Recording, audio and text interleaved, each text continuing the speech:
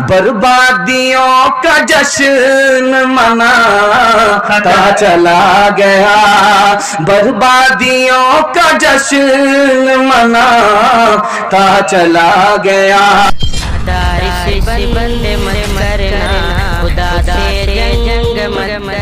أعوذ بالله من الشيطان الرجيم، بسم الله الرحمن الرحيم، يا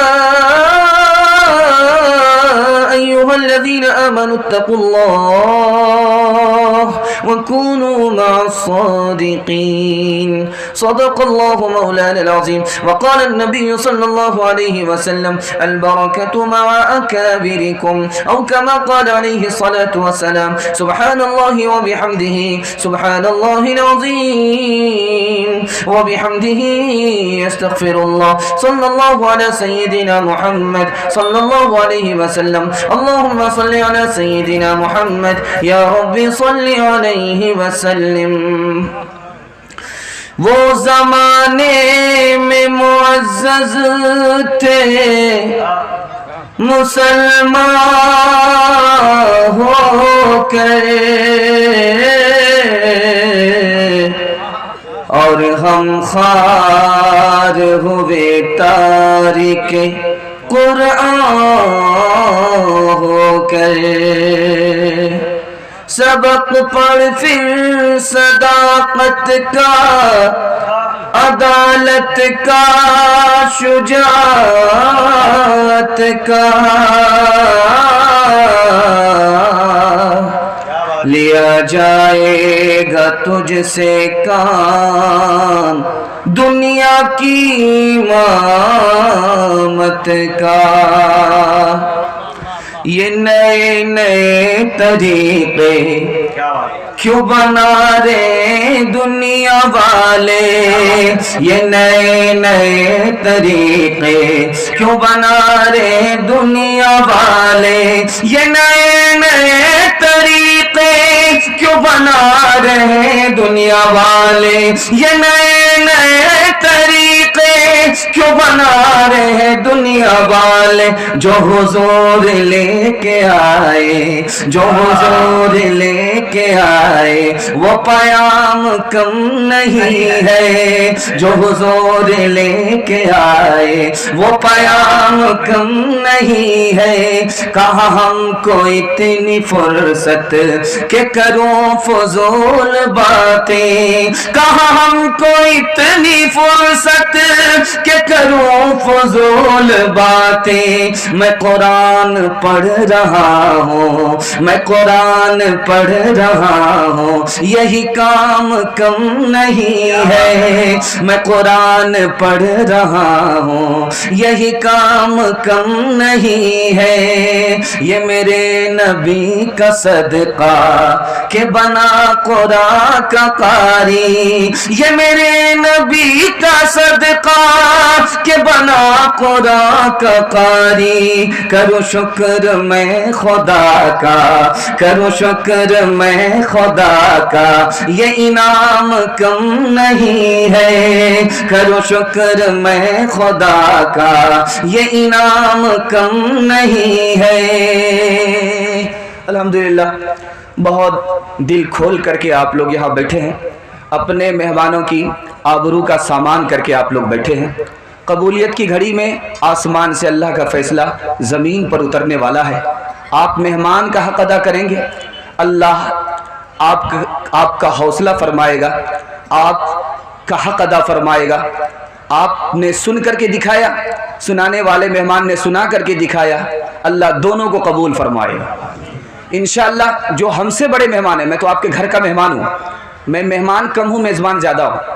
جو مہمان ہیں دارالعلوم دیوبند سے تشریف لانے والے، میرے بعد ان کی باری ہے۔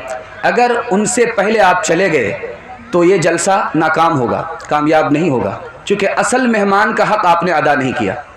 انشاءاللہ اپنے اس مہمان کو سن کر کے جائیں گے، مکمل دعا پر یہ جلسہ مکمل ہوگا، مکمل کرا کر کے جائیں گے۔ ہاتھ اٹھائیے انشاءاللہ، تھوڑے تیار ہیں، تھوڑے تیار نہیں، ہاتھ اٹھائیے انشاءاللہ، مکمل تیار ہیں، ہاتھ اٹھائیے انشاءاللہ۔ سوالوں سے میں اپنے پیغام کو شروع کرنے کے لیے جا رہا ہوں، دھیان سے سنیے گا۔ تین دنیا ہے، ایک دنیا میں راحت ہی راحت ہے، ایک دنیا میں تکلیف ہی تکلیف ہے اور تیسری دنیا ہے اس میں تکلیف بھی ہے راحت بھی ہے، وہ کون سی دنیا ہے؟ یہ میرا پہلا سوال ہے۔ دوسرا سوال ہے 4 مقصد کے لیے مکان بناتے ہیں لوگ، 4 مقصد کے لیے، 3 مقصد کے لیے تو صحیح ہے، چوتھا مقصد ہے تو غلط ہے، اس پر گناہ ہوتا ہے اور اس میں برکت نہیں ہوتی، آدمی برباد ہوتا ہے۔ 4 مقصد کے لیے مکان ہے، 3 مقصد صحیح ہے، 1 مقصد غلط ہے۔ 3 مقصد کے لیے مکان صحیح ہے، 1 مقصد کے لیے غلط ہے، وہ صحیح کیا ہے غلط کیا ہے؟ یہ میرا دوسرا سوال ہے۔ تیسرا سوال ہے یہ جو کپڑا آدمی پہنتا ہے 4 مقصد کے لیے پہنتا ہے، 2 مقصد صحیح ہے 2 مقصد غلط ہے، غلط کیا ہے صحیح کیا ہے؟ آخری سوال آپ سے کرنے کے لیے جا رہا ہوں، دل کا سکون سب کو چاہیے، یہ کہاں ملے گا کیسے ملے گا؟ سکون کیسے ملے گا آپ کو چاہیے؟ آتے رہیے انشاءاللہ۔ 4 سوالوں سے میں اپنے پیغام کو شروع کرنے کے لیے جا رہا ہوں۔ میرا پہلا سوال تھا 3 دنیا ہے، ایک دنیا میں راحت ہی راحت ہے، ایک دنیا میں تکلیف ہی تکلیف ہے، ایک دنیا میں راحت بھی ہے تکلیف بھی ہے۔ جہاں راحت ہی راحت ہے وہ جنت ہے، جہاں تکلیف ہی تکلیف ہے وہ جہنم ہے، جہاں راحت بھی ہے تکلیف بھی ہے وہ دنیا ہے۔ دوسرا سوال آپ سے تھا 4 مقصد کے لیے آدمی مکان بناتا ہے، 3 مقصد صحیح ہے 1 مقصد غلط ہے۔ مکان اس لیے بنا رہا ہے کہ اس میں رہائش ہو، یہ مقصد صحیح ہے۔ مکان اس لیے بنا رہا ہے کہ اس میں آسائش ہو، آرام ہو، یہ بھی صحیح ہے۔ مکان اس لیے بنا رہا ہے تاکہ اس میں آرائش ہو، خوبصورت ہو، خوبصورتی دکھائی دے، یہ بھی صحیح ہے۔ مکان اس لیے بنا رہا ہے کہ اس میں نمائش ہو، یہ حرام ہے غلط ہے۔ 3 مقصد کے لیے مکان بنانا صحیح ہے، 1 مقصد کے لیے غلط ہے۔ آدمی کپڑا پہنتا ہے 4 مقصد کے لیے، کسی کی نقل اتار رہا ہے، کسی کی نقل اتار رہا ہے، کسی کو دکھا رہا ہے، یہ 2 مقصد غلط ہے۔ کسی کی نقل اتار رہا ہے، غیر کی نقل اتار رہا ہے، کسی امیر کی نقل اتار رہا ہے، نمائش کر رہا ہے، یہ 2 مقصد کے لیے کپڑا پہننا غلط ہے، گناہ ہوتا ہے۔ 2 مقصد کے لیے صحیح ہے، آدمی ستر چھپانے کے لیے کپڑا پہن رہا ہے اور اس لیے پہن رہا تاکہ خوبصورت نظر آؤں، یہ دونوں مقصد کے لیے صحیح ہے۔ آخری سوال آپ سے تھا کہ دل کا سکون کیسے ملے گا، یہ بہت اہم سوال ہے۔ 4 راستوں سے آپ کو دل کا سکون ملے گا، آپ تجربہ کر کے دیکھ لیجئے۔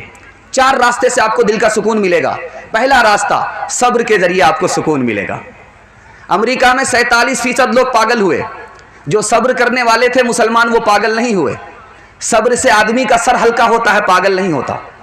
بیٹا مر گیا، بوڑھا باپ موجود ہے، کیا کہتا ہے خدا نے دیا تھا خدا نے لے لیا، سر ہلکا ہو گیا۔ صبر سے سکون ملتا ہے۔ دوسرا راستہ سکون کیسے ملتا ہے؟ نماز سے ملتا ہے۔ نماز سے سکون کیسے ملتا ہے تجربہ کر کے دیکھ لیجئے۔ موبائل پر ہیں، آپ کو نیند نہیں آ رہی ہے اور نماز پڑھنے کے لیے جمعہ میں آئے ہیں، ادھر خطبہ ہو رہا ہے، جھٹکا جھٹکا پر جھٹکا آ رہا ہے، کیا مطلب ہوا؟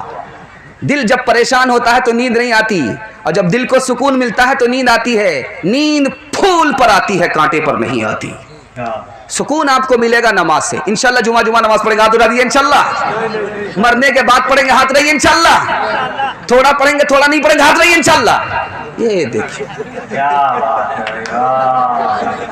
مرنے کے بعد پڑھیں۔ تیسرا راستہ ہے سکون کا۔ آپ کو سکون کیسے ملے گا؟ تیسرا راستہ دھیان دیجیے گا، سکون کیسے ملے گا؟ برکت خدا کی مل گئی آپ کو سکون ملے گا، برکت نہیں ملی سکون نہیں ملے گا۔ آخری راستہ بتا رہا ہوں، آخری راستہ سکون کیسے ملے گا تجربہ کر کے دیکھ لیجئے۔ اپنے سے چھوٹے آدمی کو دیکھیے، اپنے سے بڑے آدمی کو مت دیکھیے۔ آپ 4 چکا والے ہیں، سائیکل والے کو دیکھیے، موٹر سائیکل والے کو دیکھیے۔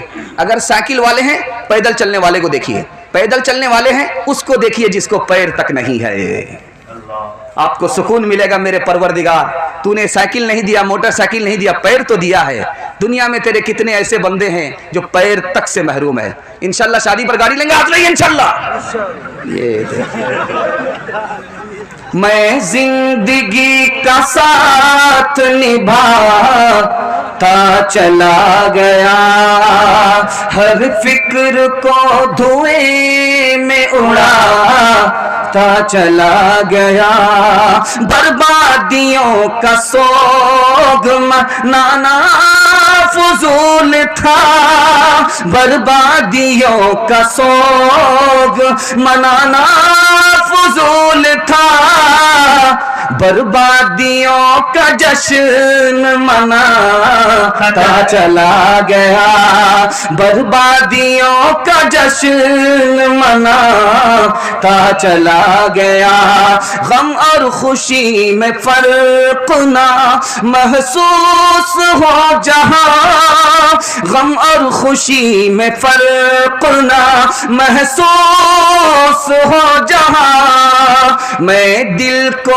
اس مقام پہ لاتا چلا گیا میں دل کو اس مقام پہ لاتا چلا گیا